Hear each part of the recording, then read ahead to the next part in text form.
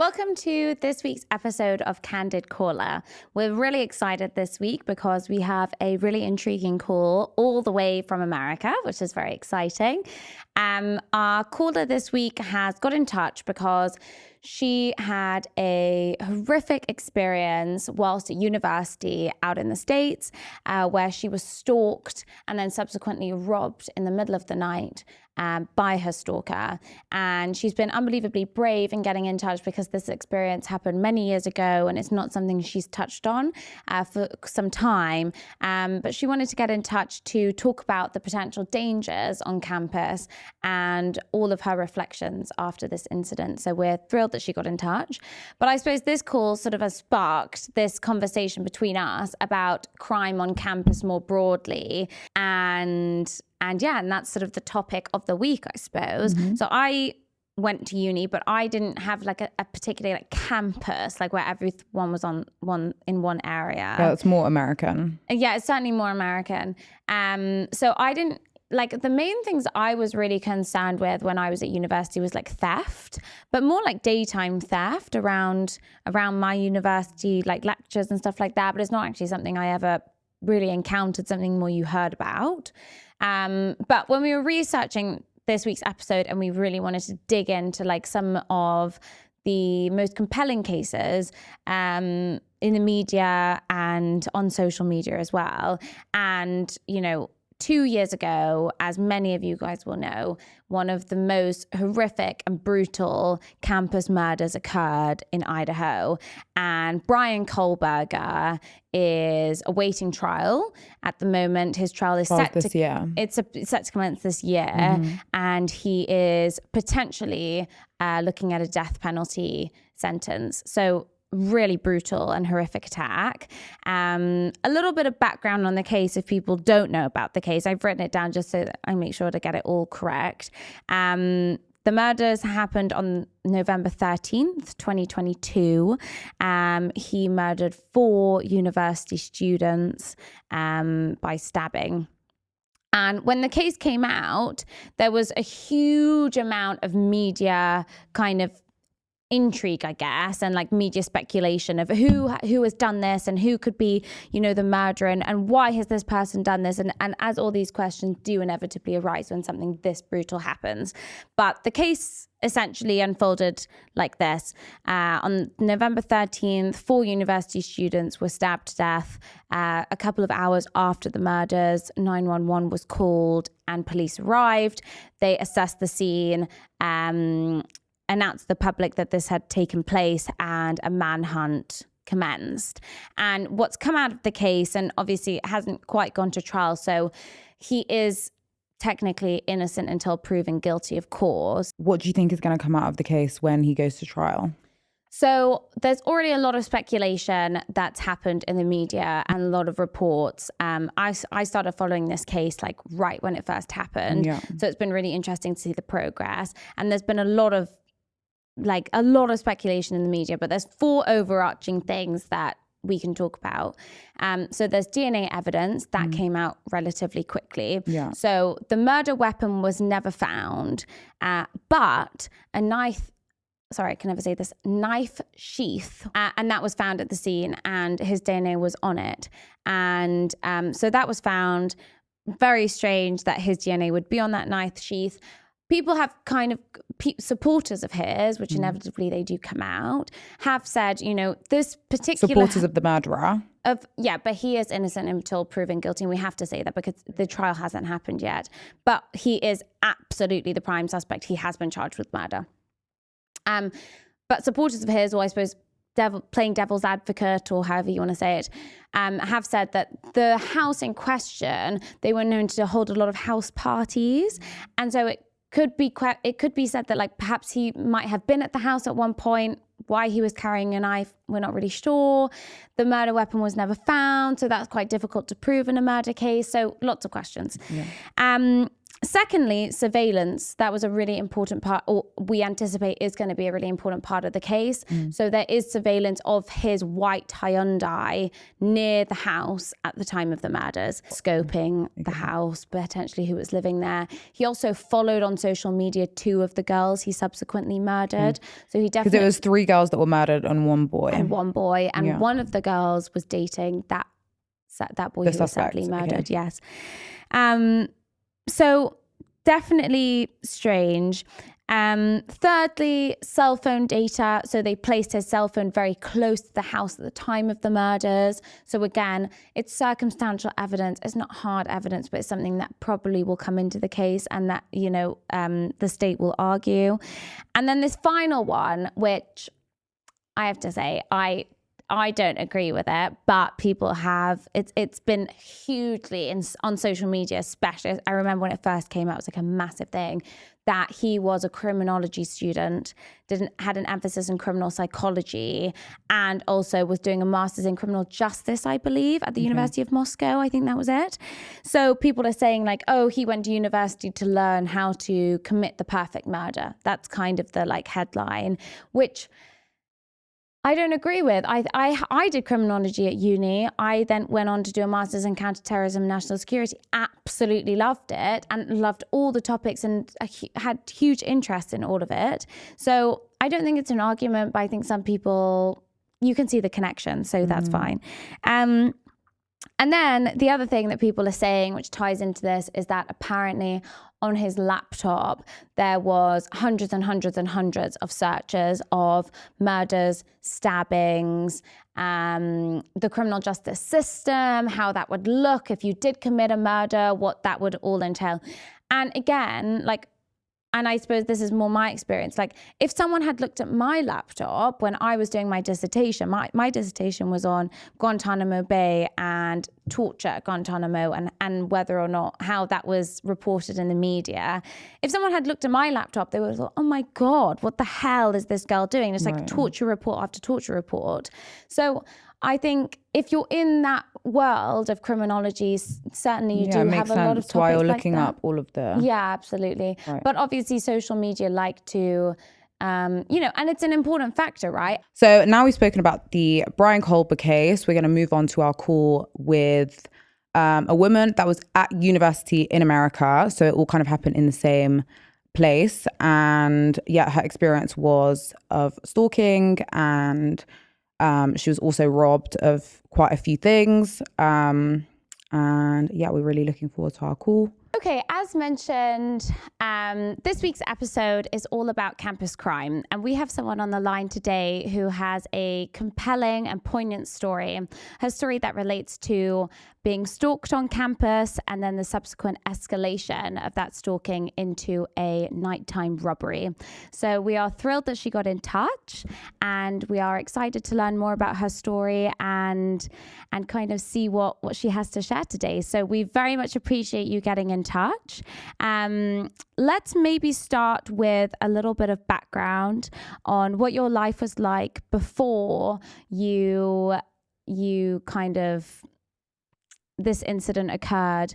Maybe what university life was like for you before. Yeah, definitely. Thank you so much for having me on. I'm excited to get a chance to share this story. I think it's really important for awareness and everything. So a little bit of my background. I went to a really big school in Texas, and it was pretty much like the American movies that you see. Like, campus life was very calm. I was in a sorority. It was a relatively safe campus, and I kind of existed in a little bit of a bubble, which to say was totally beneficial for me in the very first, part of campus life. I came from I went to school, the same school for 14 years, and then I went right to UT. So living in that bubble again, that sorority life, I was on campus, was focused on my studies. I really wasn't worried about crime. It didn't even pass my mind to think that I'd be targeted. Because that was what I was kind of thinking, like whether or not crime was something you ever even thought about when you're at uni, or because I suppose, I mean, we're based in England, so we don't have sorority. So I guess it's all girls that are living all together. Is that correct? So it's all girls, and you didn't have that sort of like, you know, fear of crime, or you didn't have a feeling as though you guys were ever at risk at all prior to this incident? I mean, there was always being in Texas, of course, there was always the concern with gun crime and such, and Right.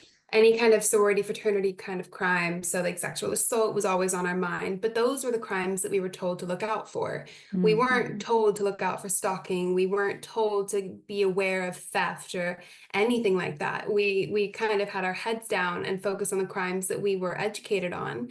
But it was almost our ignorance that kind of got us in trouble. And I was living with a couple of my sorority sisters at that point, not living in the house. That was an entirely different story. So this was off campus. It was in a separate apartment complex. So I wasn't in the sorority house, but I constantly went to the sorority house for stuff, just to clarify. Okay, interesting.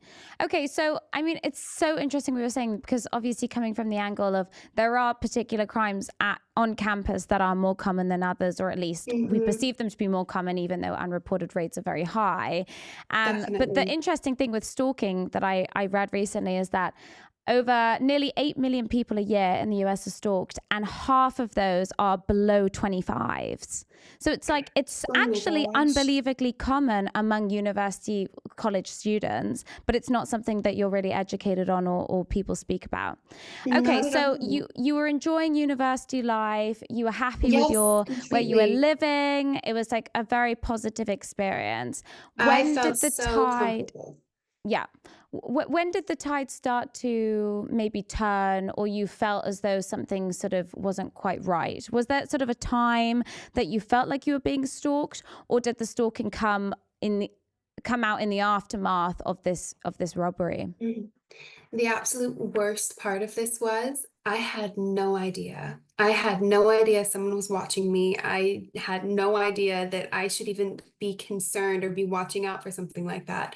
Okay. And the worst part is, once something tragic and traumatic like this happens, you look back at all those times when maybe I should have been more careful. Oh, why was I live streaming my exact location when anybody in the world could see where I was? That is just so dumb. So there were moments looking back that I felt this, you know, somebody 100% must have been looking in, or I would catch myself looking out the windows of our apartment and looking down and seeing if anybody was looking up, and feeling that sense of dread of that, like, are they looking in to, you know, is that the person that targeted me, that stalked me? And then I just kept, after the fact, looking at people differently. I didn't go through the world. I didn't move through the world with the same kind of ease. It's so sad that one person can do that to you. Okay, so if you're... shifted. Yeah, completely. If you're comfortable, tell us about the night of this incident. Sure, yeah. So I guess I'll start at the beginning. I mentioned that I had been live streaming that night. So this was a Saturday night. It was my senior year at this massive university in Texas. I was going out with my friends, and being in Texas, it was warm. So I was walking from point A to point B. And on my walk, I was live streaming, which, you know, bold on Instagram to be live streaming as a senior in college. I don't know why I was. It was just this fun thing that I did. And I did not think twice about it. I had just started kicking off my social media. I loved live streaming. I loved the instant feedback, and I still do today, but I'm a lot more careful about it. But I was live streaming on my way to my friend's house, where we were going to pregame and then go out. And we had a totally normal night. Nothing at all seemed off until I got back home. So I mentioned I lived on the 16th and 17th floor of this apartment complex. I could enter from the 16th or the 17th floor. My room was on the 17th floor. So I entered on the 16th floor, where by the way, all three of my roommates were home. I was living in a 4x4. Everybody was home. Everybody had been home the entire night. Yeah. So I got home, I grabbed myself a snack because, of course, and then I walked up the spiral staircase up to my room, and I sat down at my desk to start eating whatever I had made. Yeah. And I felt this sense. I didn't immediately, you know, clock what was wrong, but I felt that something was off. I felt like something was completely wrong, and I had actual chills, but I couldn't place it. And so I started looking around my room, and everything was slightly off. I'd kept my purses kind of on the side of my dresser, all kind of lined up. They were nowhere to be found. I turned around and my closet was completely messed up. My drawers were open, everything was flying, you know, all over the floor. Shoes were in the middle of my room. My entire desk had been stripped. My What? backpack was gone. And I started hyperventilating. I remember I couldn't get a breath. And this was around 2 a.m., I think, by the time I'd actually gotten back up to my room. Yeah. And the first thing I did, I started screaming for my roommates. Yeah. Because I was like, it must have been them. I was in a state of denial because when something like that happens, when your space has been so crudely violated, you just exist in a state of denial, at least for the first moment. Yeah, And I of did. course. Or hope that it's not someone other than your friends. Yeah, You know what I mean? You're exactly. hoping that it is them. Yeah. Exactly. I was like, please be playing a really crappy Yeah. prank on me right now. I beg. Yeah. And so I screamed for them. Everybody woke up and they came to my room and I was like, did you take my stuff? Is this a joke? Is this a prank? Like, screw you, but is it? And they were like, no, of course not. And then we all, at the same time, it was a collective coming to the conclusion that somebody had been in our apartment, had violated our space. And immediately And you said all your friends were there. So all my someone had roommates come were there. into your apartment whilst all your roommates were in the apartment and just Yes. kind of snuck by them. Oh my God. Yes, completely. Oh my So what we God. think had happened, well, okay, let me get through this part first. So immediately once we realized what had happened, we all ran downstairs down the spiral staircase within the flat and went into one of my roommates' rooms where we called the police. I hyperventilating. I was in my robe. I was completely losing my mind. Called the police. The police came up. And I remember the knock at the door. It was obviously a police knock. It was very hard, like the three raps. And Yeah. we went to go answer the door. Police came in, and I mean, the police have quite a bad rep in America in so many cases. But honestly, I was so thankful to them that night. They treated me with dignity. They were so, I'm not going to go on a tirade there. Anyways, but they came up to my room. We all went over together. And I remember being in such shock. I couldn't get my words out. They asked me what happened. They asked me for a timeline of the night, and I tried to give it to them as best as I possibly could.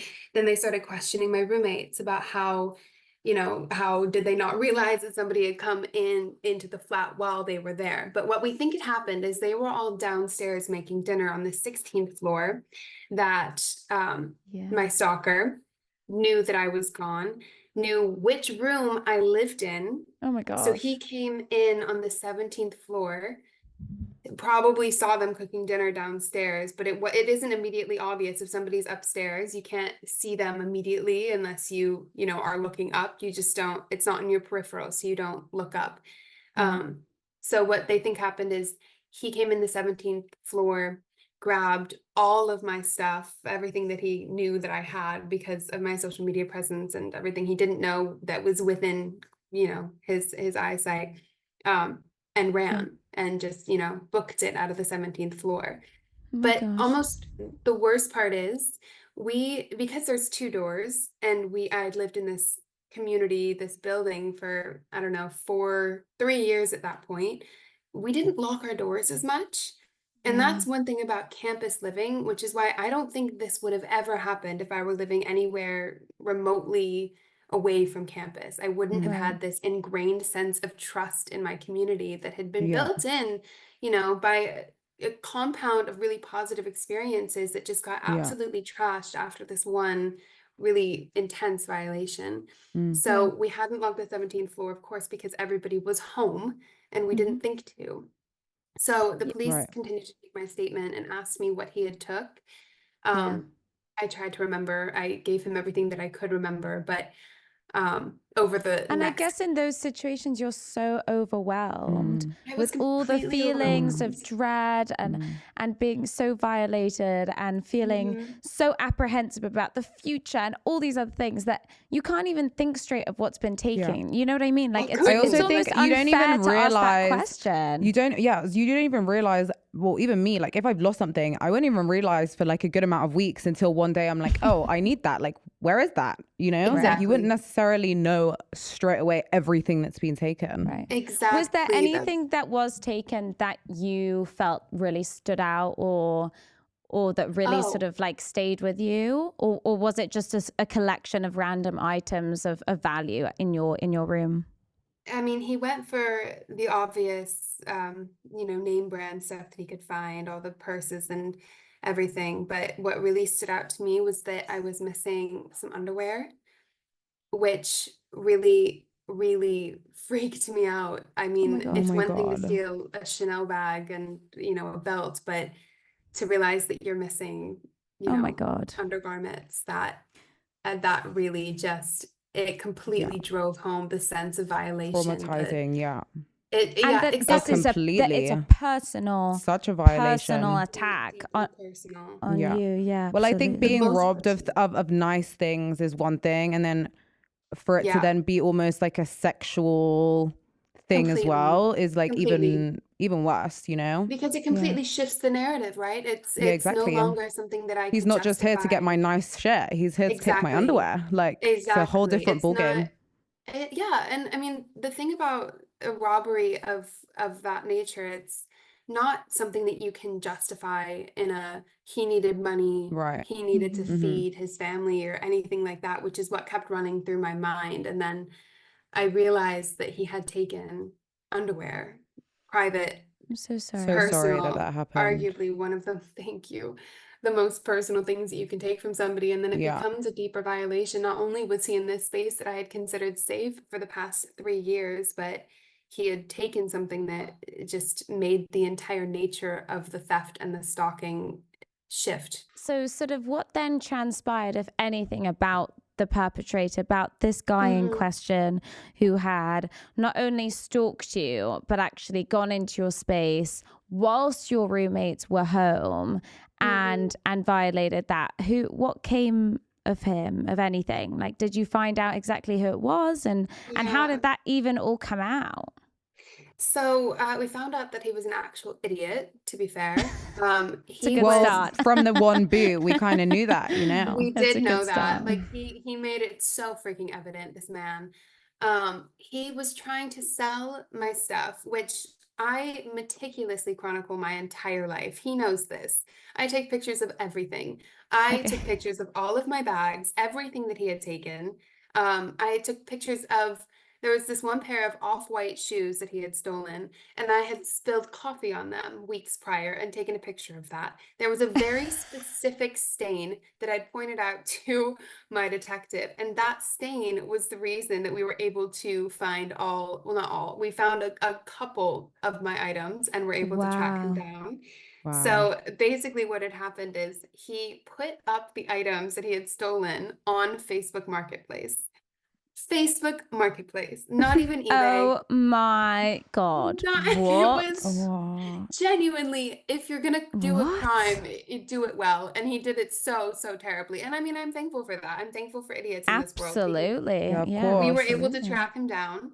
My detective, God bless him, he came to me, he was like, thank God you've spilled coffee on your shoe, because this is like the way that we were able to track that these were actually your specific pair. And I was like, I've never been more grateful for my clumsiness in my life. But they basically found these items. There were only a couple of items that we were able to retrieve. We got back my calculator because he had stolen my backpack, which I was like, really, really? You got my calculator, not much else, but it's fine. And he was living out of his car for a little bit, and we didn't know where the other items were. But basically, because he had stolen so much from me, tens of thousands of dollars worth of items, he was the theft was so large that he was going to be booked under grand larceny, which is a felony. In the States, anything over $10,000 in the States will be booked as grand larceny. He had actually, it turns out, been doing this to a number of women across campus. But he What? had, at a much smaller scale. He had been stealing technology, smaller items, bags, and stuff like that. Yeah. But they hadn't been able to catch him. Mm. Nobody knew who this guy was. He was this enigma around campus.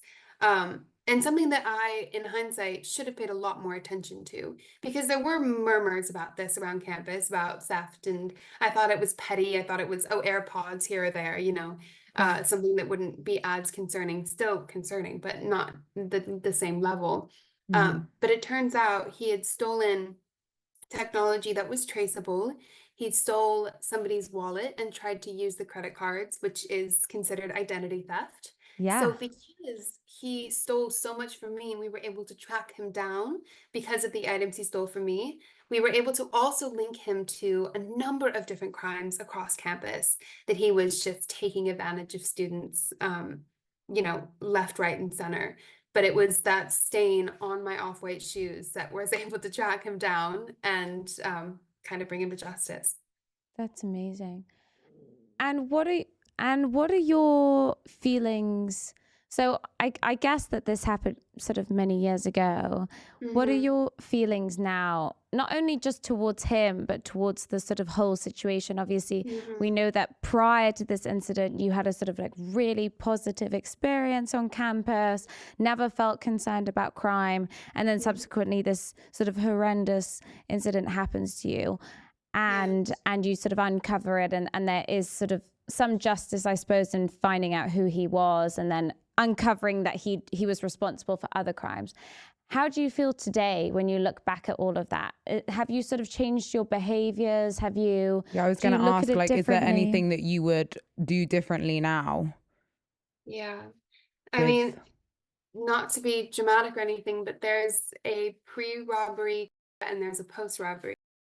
right? Right. It's like I became an entirely different person in a huge way. The way that I move through the world now is with suspicion and a lot more, um, I don't know the right word for it, but I just move through the world a lot more carefully now, a Just a bit lot more more doubtful. cautiously, so much more doubtful. Yeah. I'm so much more careful of my actions. And Like you feel like immediately you don't take after, people as face value. Like you take never, time to like warm to never. people and Absolutely not. If yeah, somebody, and I don't care about being rude anymore. If right. somebody comes up to me and is trying Yeah. to Yeah. talk to me and I don't feel Mm-hmm. safe, I'm not going to give them an inch, Yeah. not anymore.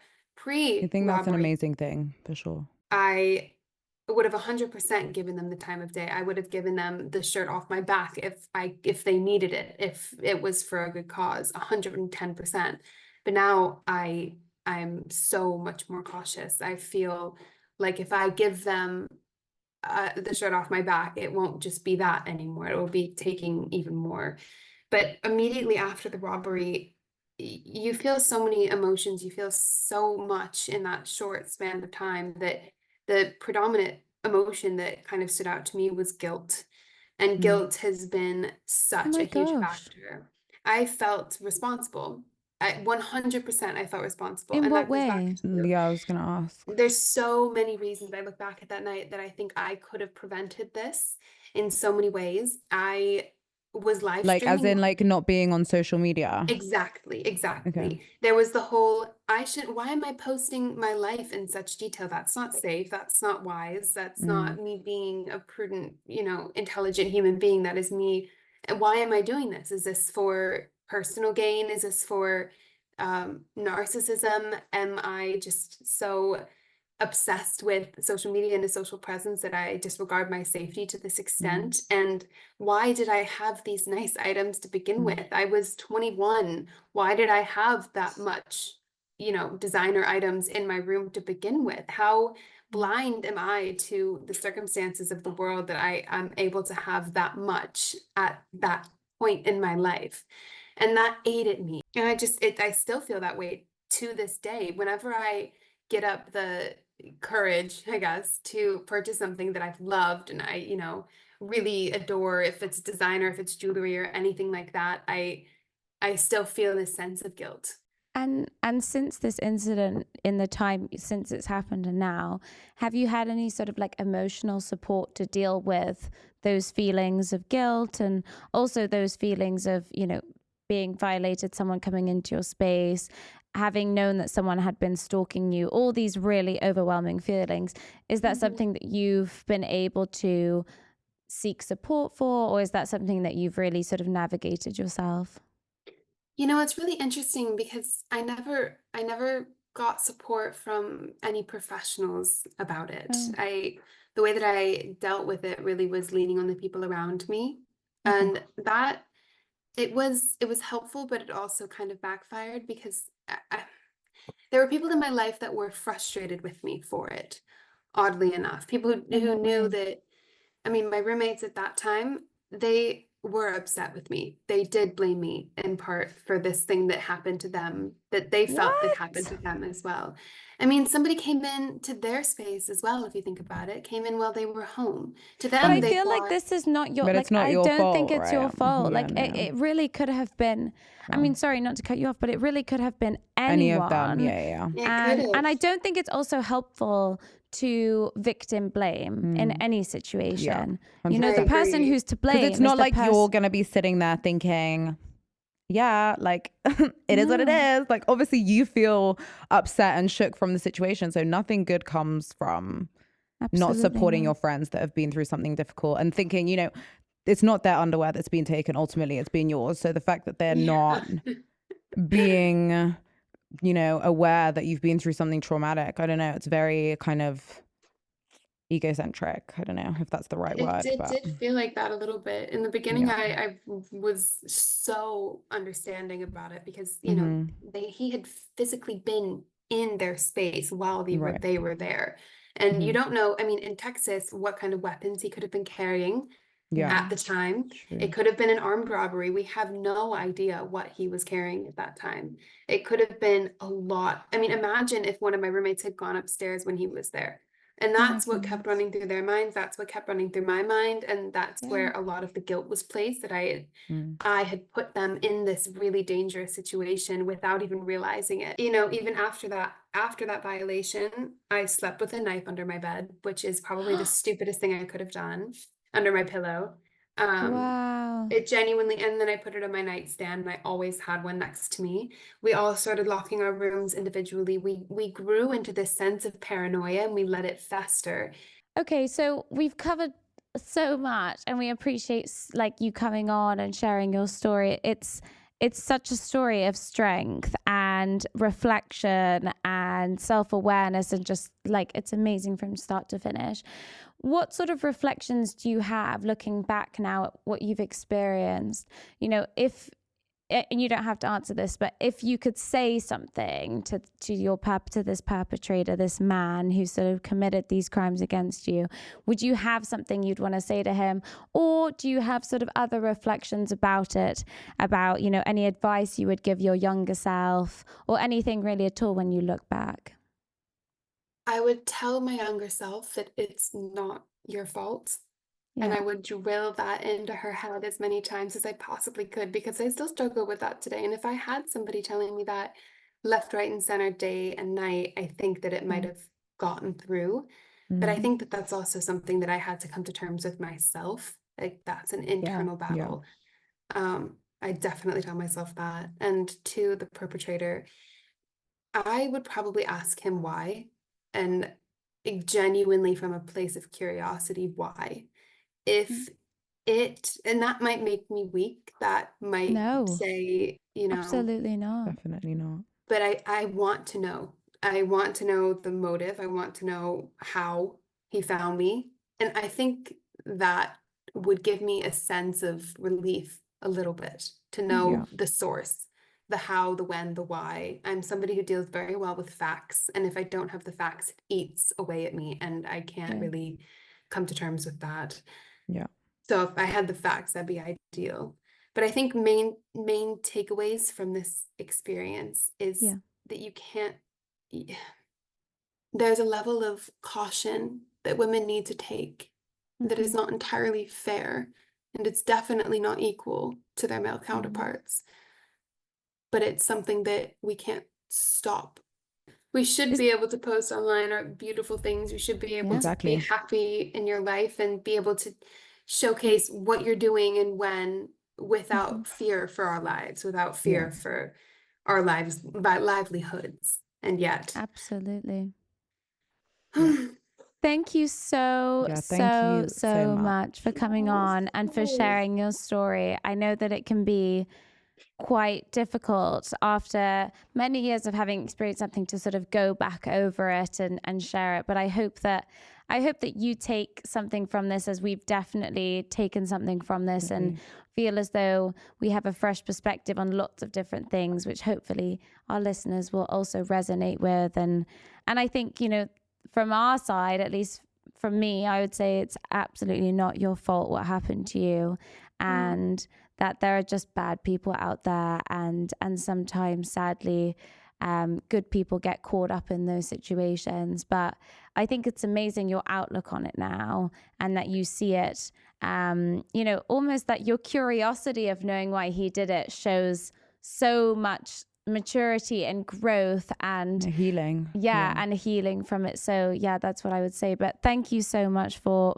being a part of our podcast. We really appreciate it, and we hope that you've enjoyed it as much as we have.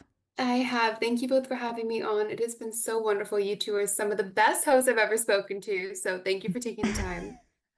Thank you. We're grateful. Thank you so much. All right. Take care. Thanks so much. Bye. Bye. Bye. That was such an interesting call. I feel like her perception of the situation is so grown. I feel like she's done a lot of healing and a lot of processing about the situation.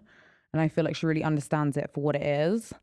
And she's obviously very accountable. But again, like what we said, obviously it's not her fault. I don't think it's about being accountable, though.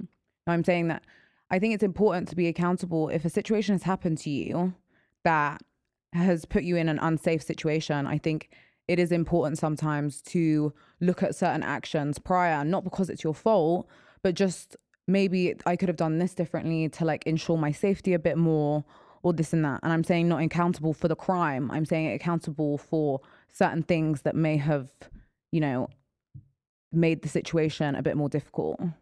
Absolutely shocking. But I think that her outlook on it is so interesting now. Yeah. And I think it's really interesting. You know, I think the fact that she said, you know, from her perspective, she feels as though this would have never happened had she not been on campus.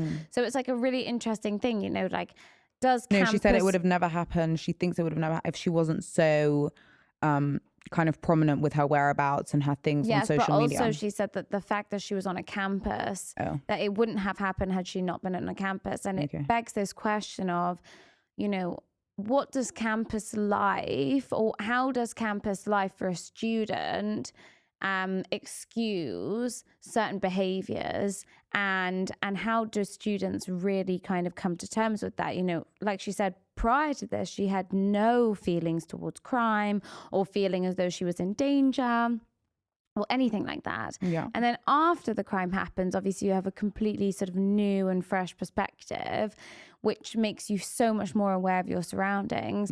And it's interesting, you'll hear a lot of discourse around rape culture and around sexual abuse on campus. And interestingly enough, actually, I was talking to a friend of our little sister's who lives on campus at a university, and she knows a boy who very recently got accused of rape on campus. And when this all happened and the police got called and he was actually formally arrested and all of this sort of stuff, the police officer said to him, so I don't know much about the case, I just know that this had happened recently, and although this incident didn't happen during freshers, the police officer was very clear and said that apparently the police station that is closest to this university campus that deals with these cases when they're reported to the police, he said that during freshers, internally at the station, they call it Rape Week, because the cases of rape or the accusations of rape among students like go, I can't remember exactly what the statistic was, but like it goes like through the roof. Absolutely, yeah, through the roof. And so it's like a known thing during freshers that this is actually something to be aware of. So that's in England, but I can imagine in the US where campus life is more common. In the UK, especially in London, there's, you know, campuses, it's not like in America. Yeah. Why do you think that is? Do you think of what? That rapes go up? Yeah. Well, you know, I think that it's interesting because from the police officer's perspective, or at least how the story was told to me, was that the police officer was saying that essentially they call it rape week and that these accusations go up, but the convictions don't go up. Okay. So he was insinuating that there were lies. There were many lies that came out during Freshers Week and that girls would accuse boys of rape and that they weren't actually committing these rapes.